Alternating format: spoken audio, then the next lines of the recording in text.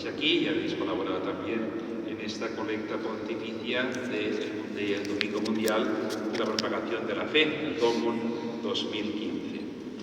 Deciros también que esta semana retomamos los grupos del itinerario diocesano de evangelización.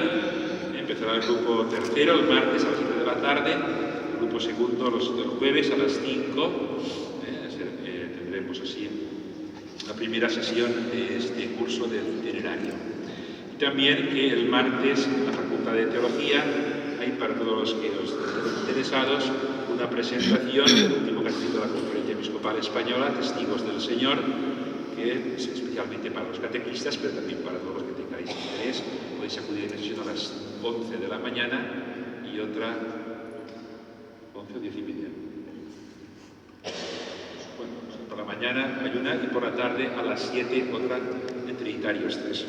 Y ahora a continuación, otra sorpresa. La Asociación Episcopal Manzanés nos invita a un vino de honor, aquí todos a la salida, aquí en el hall. Habrá un pequeño tentempié para homenajear esta campana que ha venido a alegrar nuestra comunidad parroquial. Y ahora ya pasamos a la bendición.